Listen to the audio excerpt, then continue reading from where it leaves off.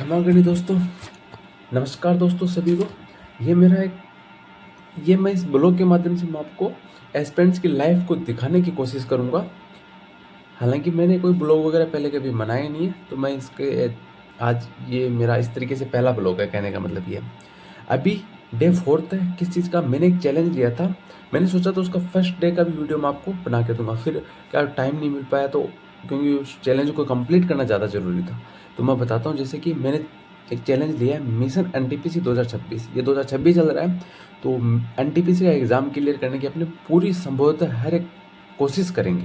ठीक है, जैसे कि आप जानते हो एनटीपीसी के अंदर 2 फॉर्म एक साथ भरे जाते हैं, अंडर ग्रेजुएट और ग्रेजुएट लेवल का।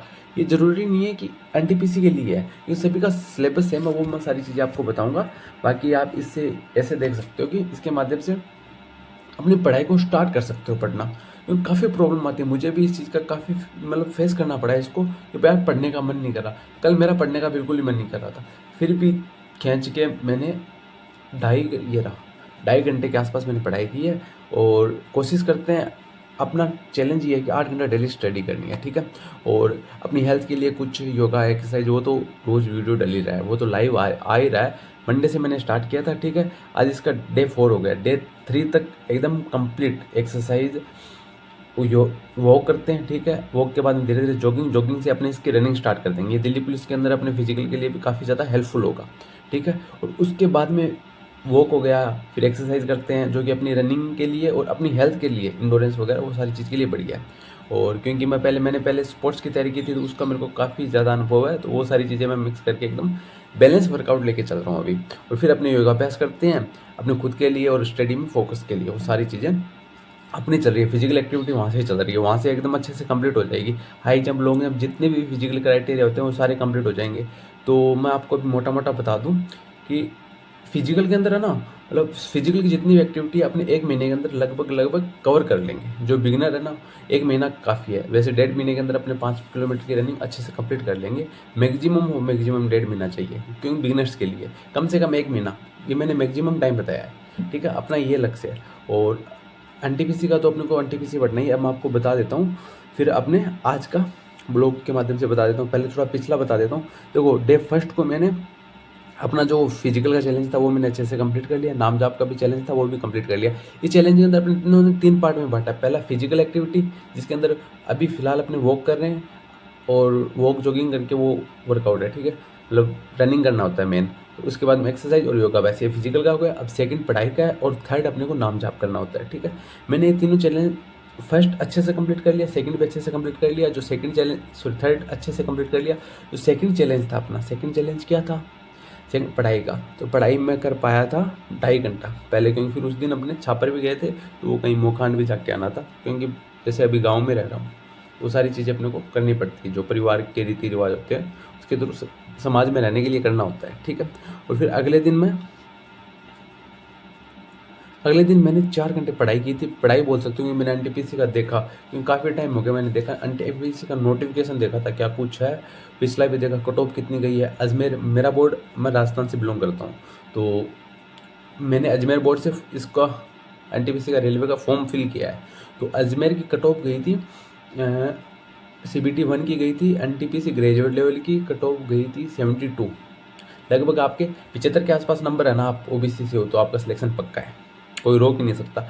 और मैंने काफ़ी देखा है कि आप किसी भी एग्जाम में बैठते हो, उसका 80% नंबर लिया तो मैक्सिमम कितने भी बढ़िया एग्जाम है, 80% नंबर लिया तो आपका सिलेक्शन पक्का, चाहे किसी भी कैटेगरी से आते हो आप। और आईपीएस, अभी यूपीएससी का जस्ट रिजल्ट आया है, उसके अंदर 60% रोल करता है ज़्यादा।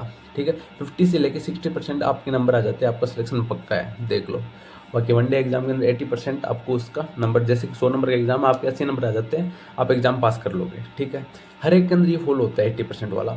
और जैसे यूपीएससी का एग्जाम है, उसमें लगभग 2000 के आसपास 1750 का तो मेरे को याद है, क्योंकि जब मैंने इसके बारे में ख्याल आया था ना तैयारी करने का, तब पता था। और कट ऑफ भी देखते हैं तो इसकी लगभग 1000 के आसपास ही रहती है, ओवरऑल यूपीएससी की बात कर रहा हूँ मैं। तो उसका 50 से 60% के बीच में रहता है। और प्रीलिम्स भी उसका कुछ इस तरीके से होता है। तो छोड़ो, मैं काम की बात आता हूँ। सेकंड डे का अपने कर ही लिया, 80% का बताना जरूरी था। ठीक है, और फिर थर्ड डे को मैंने वही कंप्यूटर एनटीपीसी 2 घंटे स्टडी की थी। अपनी सारे को कवर करने की कोशिश करेंगे। और आज इसका 4th डे, अब अपने स्टार्ट करते हैं, ठीक है। अभी क्या करना है, अभी देखो मैं एक चीज़ आपको और दिखा देता हूँ। पता नहीं, ये मेरा फर्स्ट वीडियो है, देखते हैं कैसा भी होगा। जैसे एज इट इज़ डाल दूंगा मैं इसको। अब जैसे कल शादी में गए थे यहाँ पे गांव में, पड़ोसी है, श्यामी श्यामी है, मतलब स्वामी बोलते हैं उनको, स्वामी सारण है। तो उनके शादी थी, तो उन्होंने कहा था बारात में चलना है। मेरे को ठीक है चलते हैं। तो 4 बजे फिर बारात में गए थे, तो वहाँ का कुछ माहौल इस तरीके से आप देख सकते हो। और फिर एक गांव में गए थे, गोसाईसर है, राजस्थान से, राजस्थान के अंदर, ये बीकानेर डिस्ट्रिक्ट के अंदर आता है शायद। वहाँ गए थे, वहाँ फिर बारात रुकी। और जो तामझाम होता है, जैसे डीजे नहीं था वहाँ पे, वो पेटी बाजा होता है ना, वो बैंड बाजा, पेटी बाजा नहीं सॉरी बैंड बाजा, उसके अंदर वो गाने गा रहे थे और नाच रहे थे। मैं तो नहीं नाचा। बाकी ये कुछ इस तरीके से सीन रहा उसका, आप देख सकते हो। फिर आगे देखते हैं। देखो गाइस, ये मेरा दोस्त है, हम बारात में आए हुए हैं, देख लो इसको अच्छे से देख लो।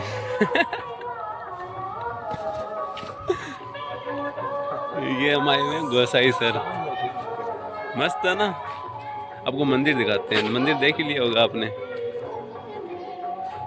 यहाँ एक मंदिर और है, आए चला।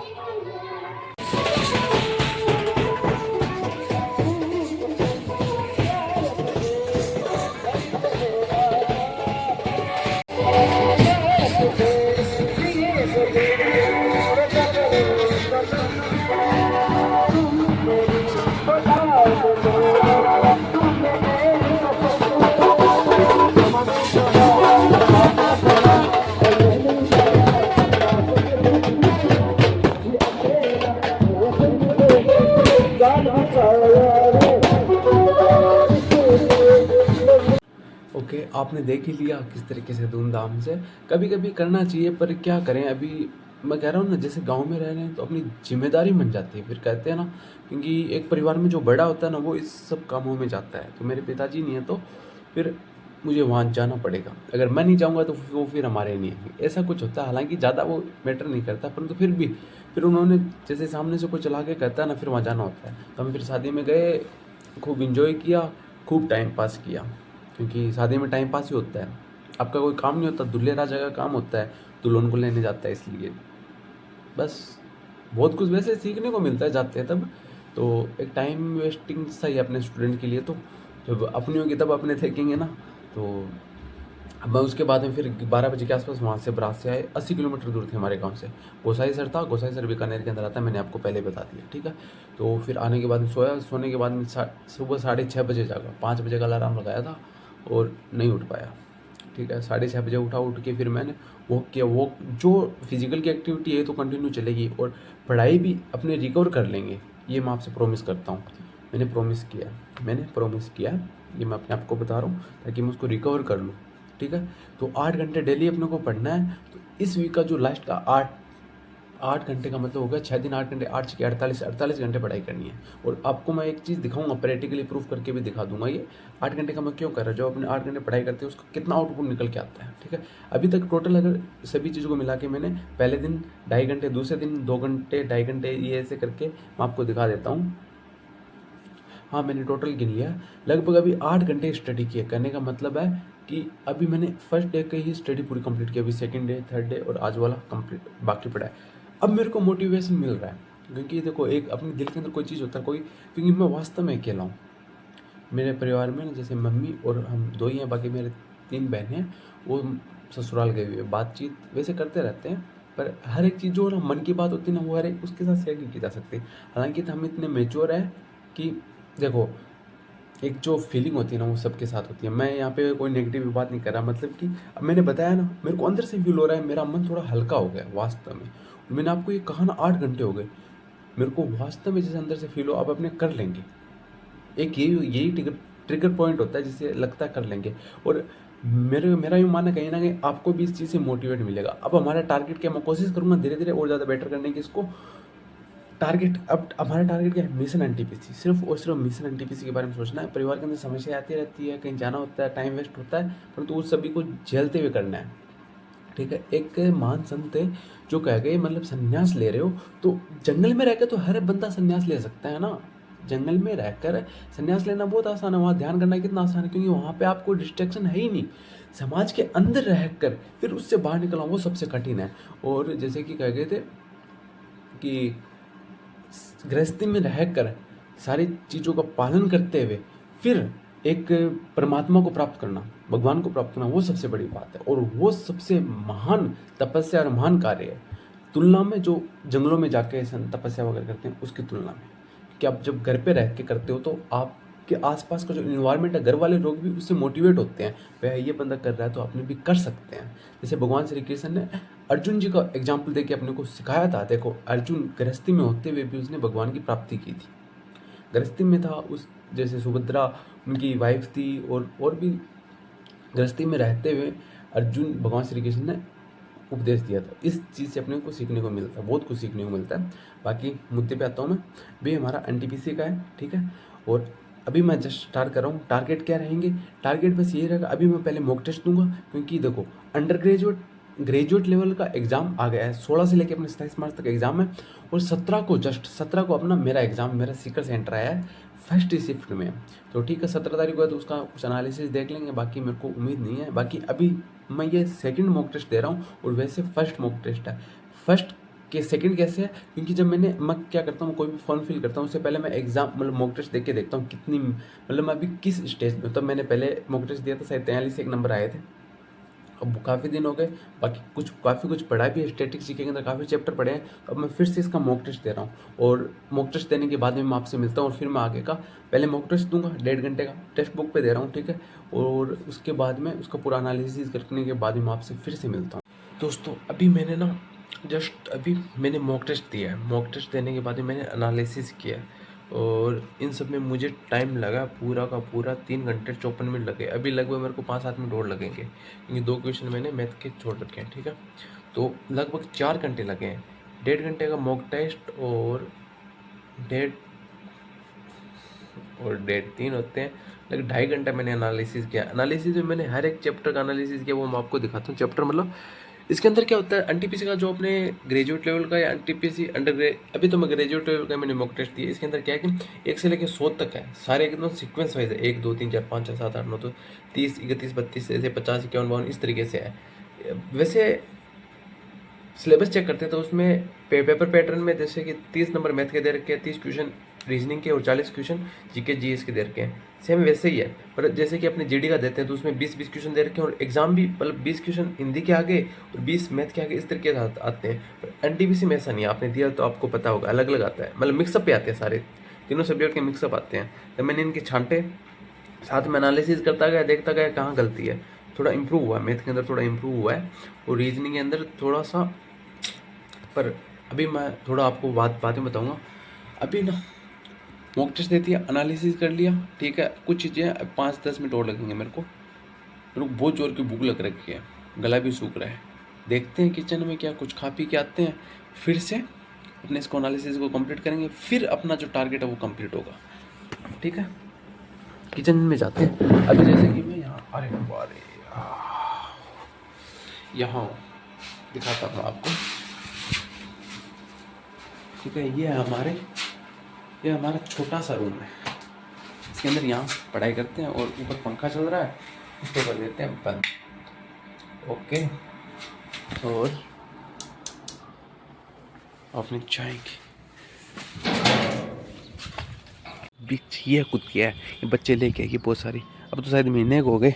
आजा खा ले, रुक जा, मुँह मारने आदत पड़ गई तन तो। क्यों, किन पूछ रहा हूँ मारे हो? ऐसे कहीं का मतलब है ना, पहले डालना। सही बताऊँ ना, इनका डोल ही नहीं, कभी कभी मन करता है, फिर मैं सोचता हूँ जानवर है, चल कोई नहीं मैं देख ला। लेट जा 2 मिनट, धैर्य कौन रख सके, बिल्कुल ही कौन रख सके तू तो। 2 मिनट रुक जा।